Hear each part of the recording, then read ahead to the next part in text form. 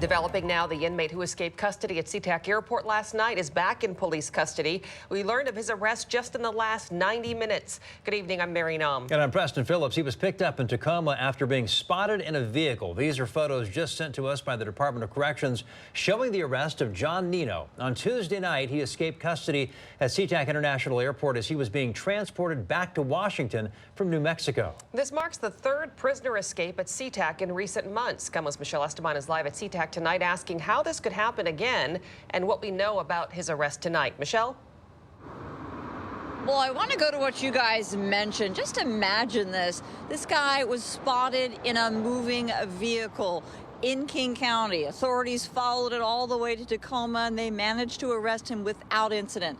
But this story, far from over. He is just one of 3 escapees, and that is raising concerns. 20-year-old John Nino back in custody less than 24 hours after he became a wanted man. He's not just the guy who escaped custody at Sea-Tac Airport. The prisoner transfer is the 3rd escapee in 3 months at Sea-Tac. He gave DOC officers the slip Tuesday night at the airport's garage, fled across a sky bridge, and was last seen headed towards Highway 99.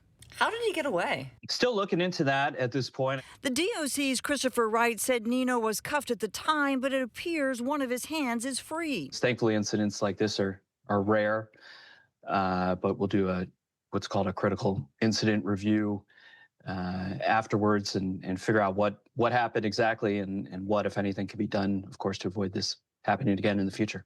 Wright says this is their first DOC escapee here in about a year. They handle 250 a year at Sea-Tac. I think if you're a Sea-Tac passenger, you're looking at the last 3 months, and we've had 3 prison transfers where 3 prisoners escaped. So the question becomes, what do we do about it? And it doesn't feel that rare. That's true. This is the first one involving DOC.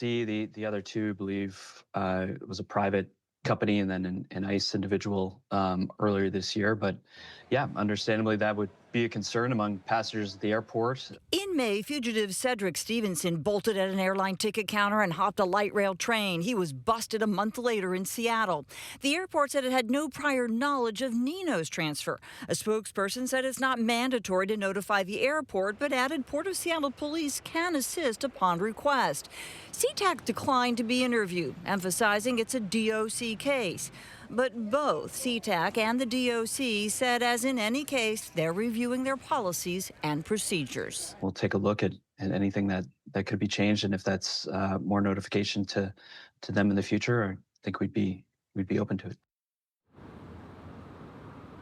Now, late this afternoon, I got an email from Sea-Tac also letting me know they really want to emphasize that they do encourage law enforcement to notify them ahead of time and that they will assist, and they've done it many times in the past. As for that arrest today, the DOC says they got assistance from the King County Sheriff's Office as well as the ATF. That's the very latest coming live from Sea-Tac. I'm Michelle Esteban. Back to you.